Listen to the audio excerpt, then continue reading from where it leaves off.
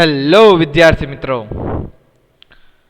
Last લેક્ચરની અંદર આપણે શ્વસન તંત્રના અંગો વિશેની અને શ્વસનના તબક્કાઓ વિશેનો અભ્યાસ છે એ કર્યો હતો. આ લેક્ચરની અંદર આપણે શ્વસનની ક્રિયાવિધિઓનો અભ્યાસ કરીશું કે કેવી રીતે શ્વસનની ઘટના છે એ જોવા મળે છે. તો ચાલો શરૂઆત કરીએ શ્વાસોચ્છ્વાસની ક્રિયાવિધિ એટલે કે શ્વસનની ક્રિયાવિધિ. સામાન્ય રીતે શ્વાસોચ્છ્વાસ એટલે કે શ્વસન બે તબક્કાઓમાં સમાવેશ છે.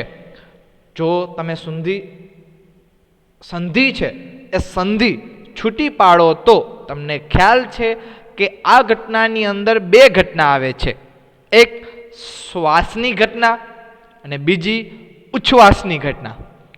તો શ્વાસ એટલે કે શું થાય તો કે સામાન્ય રીતે શ્વાસ એટલે કે વાતાવરણીય હવા અથવા તો વાયુ કે જેને આપણે O2ના સંદર્ભમાં લેશું તે અંદર દાખલ થાય છે, અને ઉચ્છ્વાસ એટલે કે તેના દ્વારા વાયુ કોષ્ઠોમાંની હવા એટલે કે વાયુ સામાન્ય રીતે કાર્બન ડાયોક્સાઇડ છે એ બહાર મુક્ત થાય છે.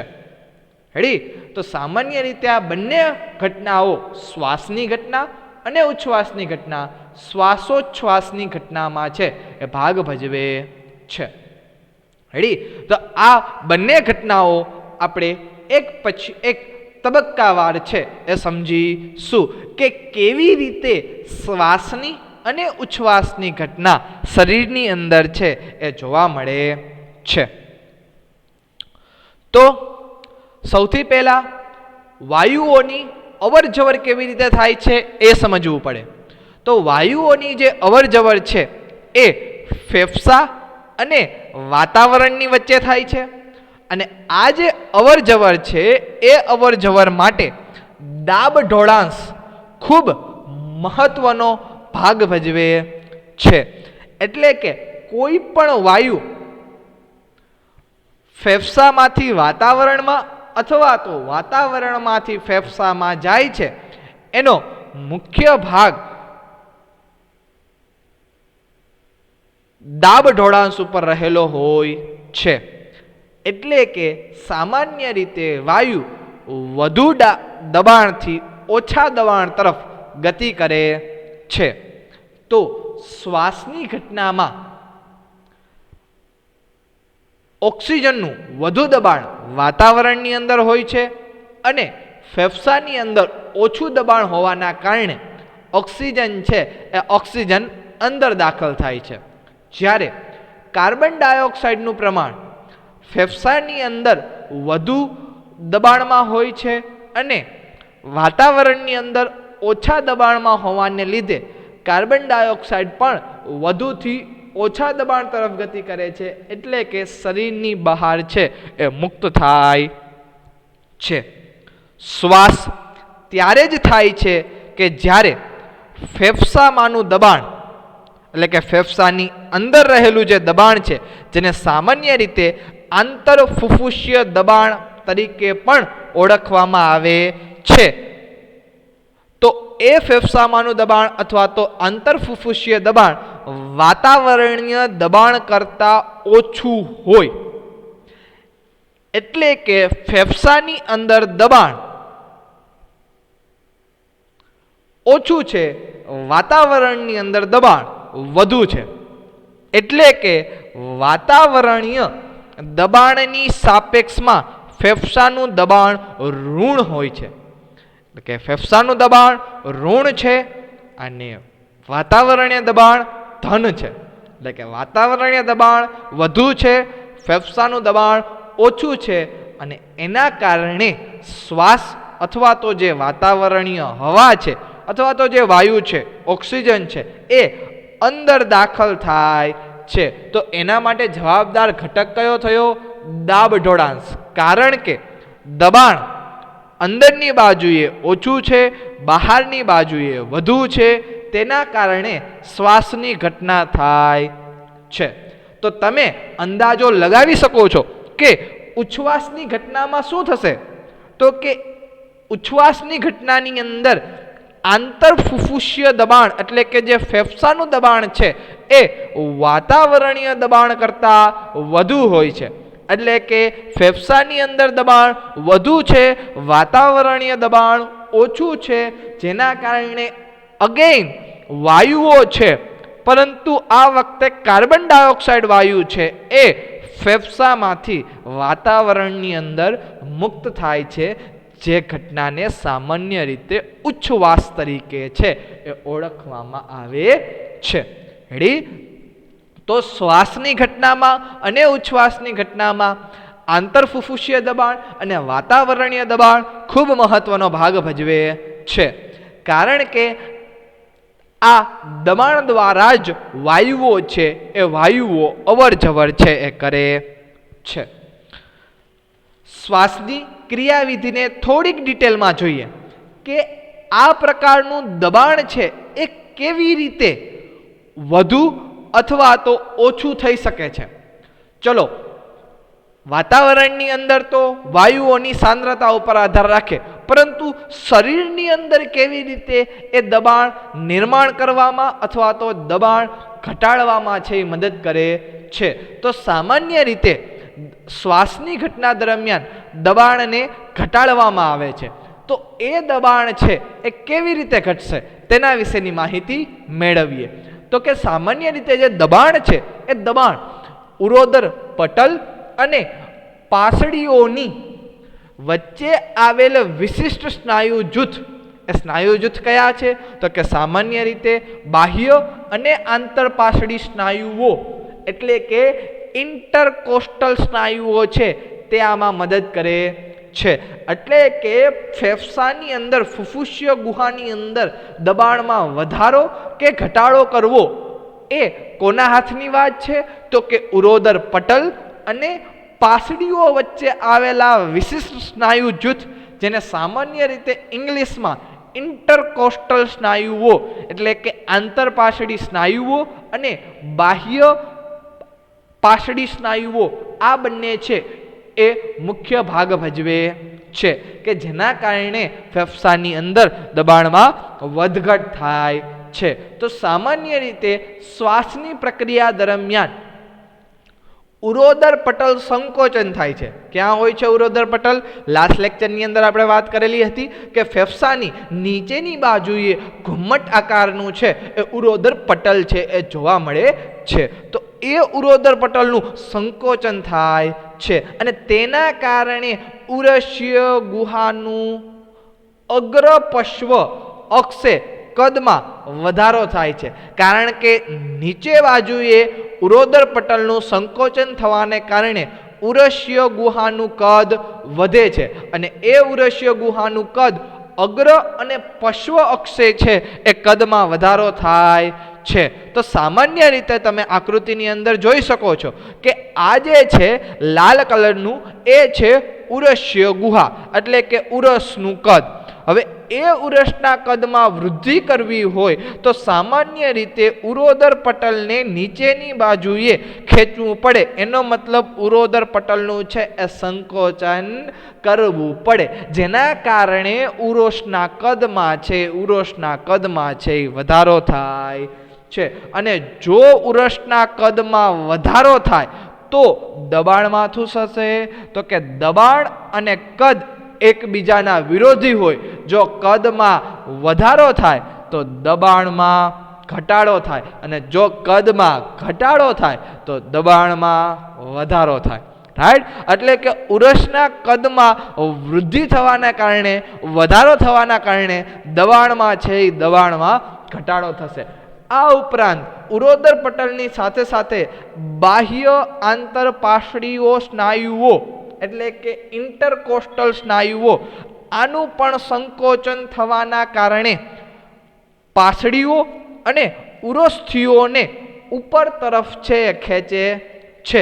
એટલે કે સામાન્ય જ્યારે આપણે વાતાવરણની હવા અંદર લઈએ છીએ ત્યારે આપણી પાસડીઓ અને ઉરોસ્થિઓ ઉપરની તરફ આવે છે. આનું મુખ્ય કારણ બાહ્ય આંતરપાસડી સ્નાયુઓનું સંકોચન છે અને તેના કારણે પણ ઉરસ્ય ગુહાનું કદ છે એ ઉરસ્ય ગુહાનું કદ પૃષ્ઠ વક્ષ બાજુએથી કદ છે એ વધે છે. એટલે કે અલ્ટિમેટલી અગ્ર વક્ષ બાજુએ કદ વધારવામાં ઉરોદર પટલના સંકોચનના કારણે વધે ઉરસ્ય ગુહાનું કદ, અને એવી જ રીતે આંતરપાસળી સ્નાયુઓના સંકોચન થવાને કારણે પાસળીઓ અને ઉરોસ્થિ ઉપર જવાના કારણે ઉરસ્ય ગુહાનું કદ પૃષ્ઠ વક્ષ બાજુએ કદમાં વધારો થાય છે. અને આ બંનેમાં વધારો થવાના કારણે અલ્ટિમેટલી ફેફસાની અંદર દબાણમાં એટલે કે આંતરફુફુસીય દબાણની અંદર ઘટાડો થાય છે. આંતરફુફુસીય દબાણની અંદર ઘટાડો થવાના કારણે વાતાવરણીય દબાણ કરતાં તે ઋણ હોય છે. એટલે કે વાતાવરણીય દબાણ ધન વધુ દબાણ અથવા તો આંતરફુફુસીય દબાણ ઋણ અથવા તો ઓછું દબાણ હોવાના કારણે વાયુઓ અથવા તો હવા અથવા તો ઓક્સિજન છે એ અંદર દાખલ થાય છે. અને આ છે એ શ્વાસની ક્રિયાવિધિ છે. રાઈટ, એટલે કે શ્વાસની ક્રિયાવિધિની અંદર આ બધી ઘટનાઓ છે એ સામેલ છે. આવી જ રીતે ઉચ્છ્વાસની ક્રિયાવિધિની અંદર પણ ઘટનાઓ છે એ સામેલ હોય છે. તો આકૃતિની અંદર તમે જોઈ શકો છો કે ઇન્ટરકોસ્ટલ સ્નાયુઓનું સંકોચન થવાના કારણે પાસળીઓ અને ઉરોસ્થિઓ છે એ ફેલાય છે, જેના કારણે ઉરસ્યના કદમાં વધુ વૃદ્ધિ થાય છે. પણ એ ઉરસ્ય કદમાં વૃદ્ધિ થાય છે એ પૃષ્ઠવક્ષ અક્ષે થાય છે. રેડી, અને જે ઉરોદર પટલનું સંકોચન થાય છે એના કારણે જે વૃદ્ધિ થાય છે અગ્ર પશ્વ અક્ષે વૃદ્ધિ થાય છે. અને બંનેના કારણે ઉરસના કદમાં વૃદ્ધિ થાય છે અને દબાણમાં ઘટાડો થાય છે. આવી જ રીતે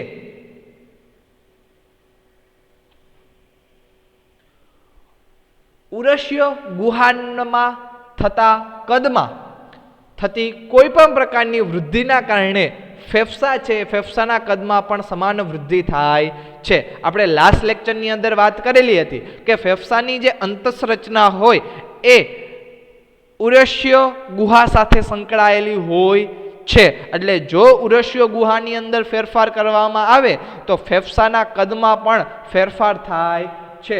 તો અહીંયા ઉરસ્ય ગુહાના કદમાં આપણે વૃદ્ધિ કરેલી છે, એટલે કે કદમાં વધારો કરેલો છે. તેના કારણે ફેફસાના કદમાં પણ સમાન પ્રકારની વૃદ્ધિ થાય છે. ફેફસાના કદમાં વધારો એ આંતર ફુફુસીય દબાણમાં ઘટાડો કરે છે. તો એક સૂત્ર યાદ રાખજો, કદ ઇઝ ઇક્વલ ટુ 1 દબાણ. રાઈટ, જો કદમાં વધારો થાય તો દબાણમાં ઘટાડો થાય, અને જો દબાણમાં વધારો થાય તો કદમાં ઘટાડો થાય. આ એકબીજાના વિરોધી હોય. એટલે કે ફેફસાના કદમાં વધારો થાય છે તો આંતરફુફુસીય દબાણમાં ઘટાડો થશે, અને તેના કારણે તેનું દબાણ એ વાતાવરણીય દબાણ કરતાં ઓછું હોય છે. અને વાતાવરણીય દબાણ કરતાં ઓછું હોવાને કારણે બહારની હવા, વાયુ અથવા તો જે O2 છે, ઓક્સિજન છે, એ ફેફસામાં ધકેલાય છે. અને આ જ ઘટનાને સામાન્ય રીતે આપણે શ્વાસ તરીકે છે એ ઓળખીએ છીએ. રેડી? ત્યારબાદ આવી જ કંઈક ઘટનાઓ ઉચ્છ્વાસની અંદર આવશે. તો ચાલો તે જોઈએ. સામાન્ય રીતે શ્વાસની ઘટનાની અંદર જે તમે સ્ટેપ વાઇઝ ઘટના જોઈ એ જ ઘટના છે એ ઉચ્છ્વાસની અંદર આવશે, પરંતુ બિલકુલ એના વિરુદ્ધ પ્રકારની. રેડી? તો ચાલો શરૂઆત કરીએ ઉચ્છ્વાસની ક્રિયાવિધિ. તો કે સામાન્ય રીતે ઉચ્છ્વાસની અંદર ઉરોદર પટલ અને આંતરપાસળી સ્નાયુઓનું શિથિલન થાય છે. શ્વાસની અંદર શું થતું? ઉરોદર પટલ સંકોચન થતું, આંતરપાસળી સ્નાયુઓ ઇન્ટરકોસ્ટલ સ્નાયુઓનું પણ સંકોચન થતું, પણ અહીંયા શિથિલન થાય છે. અને તેના કારણે ઉરોદર પટલનું શિથિલન થવાના કારણે ઉરોદર પટલ અગેઇન પોતાના મૂળ સ્થાને આવે છે, અને આંતરપાસળી સ્નાયુઓનું શિથિલન થવાના કારણે ઉરોસ્થિ અને પાસળીઓ પોતાના મૂળ સ્થાને છે પરત આવે છે અને મૂળ સ્થાને પરત આવતા ઉરસ્ય ગુહાનું કદ છે એ ઉરસ્ય ગુહાના કદમાં ઘટાડો થાય છે. રાઈટ. તો અહીંયા તમે આકૃતિની અંદર જોઈ શકો છો કે ઉરોદર પટલનું શિથિલીકરણના કારણે એનું ઉરોદર પટલનો આકાર ફરીથી કમાનનું ઉપરી ગમન છે એ થાય છે, એટલે કે ફરીથી ઘુમ્મટ આકારનો છે એ થાય છે. અને સાથે સાથે પાસળીઓ અને ઉરસ્તીઓ પોતાના મૂળ સ્થાન ઉપર પાછી આવે છે, એટલે કે પરત આવે છે. અને આ બંનેની ઘટનાના કારણે ઉરસના કદમાં ઘટાડો થાય છે. અને ઉરસના કદમાં ઘટાડો થવાના કારણે દબાણની અંદર કદમાં ઘટાડો થાય. તો આપણે વાત કરી દબાણમાં શું થશે, તો કે દબાણમાં વધારો થશે. દબાણમાં વધારો થાય એટલે અંદરની બાજુએ દબાણ વધુ છે, બહારની બાજુએ દબાણ ઓછું છે, એટલે વાયુઓ છે ફેફસામાંથી બહાર નીકળે છે, એટલે કે ઉચ્છ્વાસની ઘટના છે એ થાય છે. એટલે કે આંતરફુફુસ્ય દબાણ ઉરસ્યના ગુહાના કદની અંદર ઘટાડો થાય એટલે આંતરફુફુસ્ય જે દબાણ છે એ આંતરફુફુસ્ય દબાણની અંદર વધારો થશે. અને આ વધારો વાતાવરણીય દબાણ કરતાં થોડો વધારે તરફ છે, વધારે તરફ દોરી જાય છે. અને એના કારણે ફેફસાની જે હવા છે એ હવા બહાર નીકળે છે, એટલે કે ઉચ્છ્વાસની ઘટના છે એ ઉચ્છ્વાસની ઘટના થાય છે. તો સામાન્ય રીતે જો શ્વાસની ઘટનાની માહિતી યાદ રહે તો ઉચ્છ્વાસના ઘટનાની માહિતી યાદ ઓટોમેટિકલી રહી જાય, કારણ કે શ્વાસની ઘટનાની અંદર જે ક્રિયાવિધિ થાય છે એ જ બધી ક્રિયાવિધિ ઉચ્છ્વાસની અંદર છે જોવા મળે છે, પરંતુ કેવી, તો કે વિરુદ્ધ પ્રકારની છે, વિરુદ્ધ પ્રકારની જોવા મળે છે. તો શ્વાસ અને ઉચ્છ્વાસની જે આ ક્રિયાવિધિ છે, ચાલો તેને જ આપણે વિડીયો દ્વારા સમજીએ.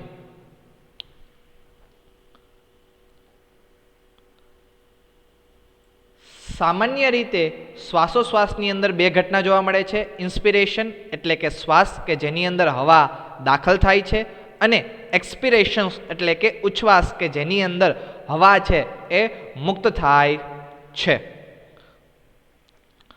એટલે કે ઓક્સિજન દાખલ થાય છે, કાર્બન ડાયોક્સાઇડ મુક્ત થાય છે. શ્વાસની પ્રક્રિયાની અંદર ઉરોદર પટલ છે એ ઉરોદર પટલનું સંકોચન થાય છે, સાથે સાથે ઇન્ટરકોસ્ટલ સ્નાયુઓ પણ વધે છે, અને એના કારણે ઉરસ્ય ગુહાનું કદ છે એ વધે છે. અને ઉરસ્ય ગુહાના કદના વધારાના કારણે દબાણ છે એ ઘટે છે, અને તેના કારણે હવા છે એ વધુ દબાણથી ઓછા દબાણ તરફ ગતિ કરે છે, એટલે કે શરીરની અંદર દાખલ થાય છે, જેને શ્વાસની ઘટના કહે છે. ઉચ્છ્વાસની ઘટનાની અંદર એના કરતાં વિરુદ્ધ થાય છે. ઉરોદર પટલનું શિથિલન થાય છે, ઇન્ટરકોસ્ટલ સ્નાયુઓનું પણ શિથિલન થાય છે. તેના કારણે ઉરસ્ય ગુહાનું કદ ઘટે છે, અને કદ ઘટવાના કારણે દબાણ વધે છે, અને તેના કારણે વાયુઓ જે છે એ વાયુઓ ફેફસામાંથી બહારની તરફ એટલે કે હવામાં મુક્ત થાય છે. તો જે સામાન્ય રીતે ઉચ્છ્વાસની ઘટના છે એ ગણવામાં આવે છે. શ્વાસો ઉચ્છ્વાસની ક્રિયાવિધિની અંદર આગળ જોઈએ તો ઉદરમાંના વધારાના સ્નાયુઓની મદદથી શ્વાસ અને ઉચ્છ્વાસની ક્ષમતામાં છે વધારો કરી શકીએ છીએ. ક્યારેક કન્ડિશન નિર્માણ થાય, દાખલા તરીકે એક્સરસાઇઝ કરતી વખતે શ્વાસ અને ઉચ્છ્વાસની ક્રિયાવિધિ છે એ ઝડપથી કરવી પડે, તો એના માટે આપણે ઉદરમાંના વધારાના જે સ્નાયુઓ છે તેનો ઉપયોગ કરી અને શ્વાસ અને ઉચ્છ્વાસની જે ક્ષમતા છે એમાં વધારો કરી શકીએ છીએ. જેવી રીતે એક્સરસાઇઝ દરમિયાન છે, કસરત દરમિયાન છે એ શ્વાસ અને ઉચ્છ્વાસની ક્ષમતામાં વધારો થાય છે, તેવી જ રીતે દોડતી વખતે પણ શ્વાસ અને ઉચ્છ્વાસની ક્ષમતામાં વધારો કરવા માટે ઉદરના સ્નાયુઓ છે જવાબદાર છે. સ્વિમિંગ પુલની અંદર તરતી વખતે પણ આ સ્નાયુઓ છે એ મદદ કરે છે. રાઈટ. તો એવી ઘણી બધી ઘટનાઓ છે કે જે દરમિયાન છે એ ઉદરમાંના વધારે સ્નાયુઓ સાથે ઇન્ટરકોસ્ટલ સ્નાયુઓ અને ઉરોદર પટલ છે એ તો કાર્ય કરશે જ, પરંતુ આ ઉદરમાંના વધારે સ્નાયુઓ છે એ પણ શ્વાસ અને ઉચ્છ્વાસની ક્ષમતામાં છે એ વધારો કરવા માટે મદદ કરે છે. સામાન્ય રીતે એક સ્વસ્થ માનવ પ્રતિ મિનિટ 12 થી 16 વખત શ્વાસોચ્છ્વાસ કરે છે. એટલે કે એક સ્વસ્થ માનવ હોય જેને કોઈ પણ પ્રકારનો શ્વસન તંત્રનો રોગ નથી, તે માનવ પ્રતિ મિનિટ 12 થી 16 વખત શ્વસનની જે ઘટના કરે છે, એટલે કે 12 વખતથી 16 વખત શ્વાસ લે છે અને ઉચ્છ્વાસ છે એ મુક્ત કરે છે. ઇન શોર્ટ, આ જે શ્વાસો ઉચ્છ્વાસની જે ગતિવિધિ છે એ ગતિવિધિમાં વાયુઓના કદનું જે માપન છે એ માપન સ્પાયરોમીટરની મદદથી છે એ કરવામાં આવે છે. એટલે કે આ સ્પાયરોમીટરની મદદથી વાયુઓનું કુલ કદનું માપન છે એ કરી શકાય છે કે કેટલા પ્રમાણની અંદર વાયુઓ છે એ અંદર લેવામાં આવે છે અને કેટલા પ્રમાણની અંદર વાયુઓ છે એ બહાર મુક્ત કરવામાં આવે છે. અલ્ટિમેટલી સ્પાયરોમીટર નામના સાધનની મદદથી વાયુઓનું જે કુલ કદ છે એ કુલ કદ મેળવી શકાય છે. તો આકૃતિની અંદર તમે જોઈ શકો છો જે આ સ્પાયરોમીટર નામનું સાધન છે એ સાધનની અંદર એક સામાન્ય રીતે પાઇપ હોય, જે પાઇપ મનુષ્યના મુખની અંદર છે એ રાખવામાં આવે, ત્યારબાદ શ્વાસ અને ઉચ્છ્વાસની પ્રક્રિયા છે એ નોંધવામાં આવે. તો ઇનહેલ્ડ એર એટલે કે શ્વાસની પ્રક્રિયા છે, એક્સહેલ્ડ એર એટલે કે ઉચ્છ્વાસની પ્રક્રિયા છે, અને એનું પ્રમાણ છે એ આ સ્પાયરોમીટર નામના સાધન દ્વારા માપી શકાય છે. અને આવું શા માટે કરવામાં આવે છે? કારણ કે આ જે મૂલ્યાંકન છે એ ફેફસાના કાર્યનું ડાક્ટરી મૂલ્યાંકન કરવામાં મદદ કરે છે. એટલે કે શ્વસન તંત્રને લગતા કોઈ પણ રોગો હોય અને એ રોગની અંદર જો એની ચકાસણી કરવી હોય તો સ્પાયરોમીટર નામના સાધનથી એની ચકાસણી એટલે કે એનું મૂલ્યાંકન છે મૂલ્યાંકન થઈ શકે છે. આ મૂલ્યાંકન માટે વાયુઓના કદ માટે અને એની ક્ષમતાઓ માટે ઘણી બધી ટર્મ છે, એટલે કે ઘણી બધી વ્યાખ્યાઓ છે કે અલગ અલગ વાયુઓના કદનું માપન છે એ અલગ અલગ ઘટના દ્વારા થઈ શકે છે. તો એ બધી જે ટર્મ છે વાયુઓનું કદ અને વાયુઓની ક્ષમતા, રાઈટ, એ આપણે નેક્સ્ટ લેક્ચરની અંદર તેનો અભ્યાસ કરીશું.